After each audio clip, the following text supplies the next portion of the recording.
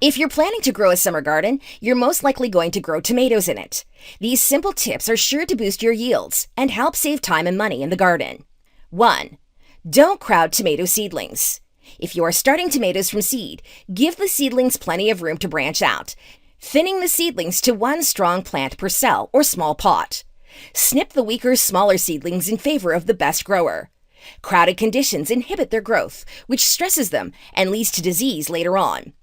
Transplant tomato seedlings into their own 4-inch pots shortly after they get their first set of true leaves.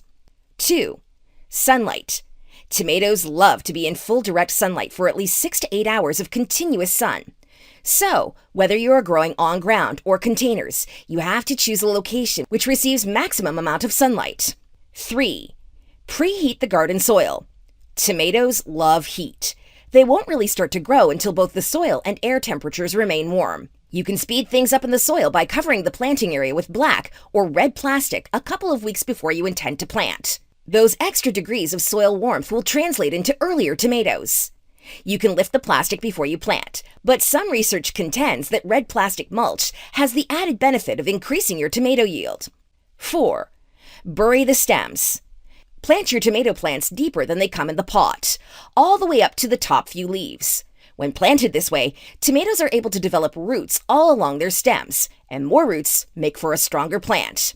You can either dig a deep hole or simply dig a shallow trench and lay the plant sideways. It will quickly straighten itself up and grow towards the sun. Just be careful not to drive your tomato stake or cage into the buried stems. 5. Remove the bottom leaves. After your tomato plants reach about 3 feet tall, remove the leaves from the bottom foot of the stem. These are the oldest leaves, and they are usually the first leaves to develop fungus problems. As the plants fill out, the bottom leaves get the least amount of sun and airflow. Because these leaves sit close to the ground, soil-borne pathogens can easily splash up into them. Removing them helps prevent fungal disease from taking hold. Spraying weekly with compost tea also seems to be effective at warding off fungal diseases. 6. Pinch and prune for more tomatoes.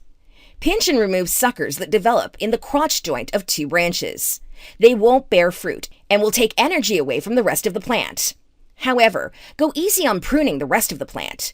You can thin out a few leaves to allow the sun to reach the ripening fruit, but it's the leaves that are photosynthesizing and will create the sugars that give flavor to your tomatoes.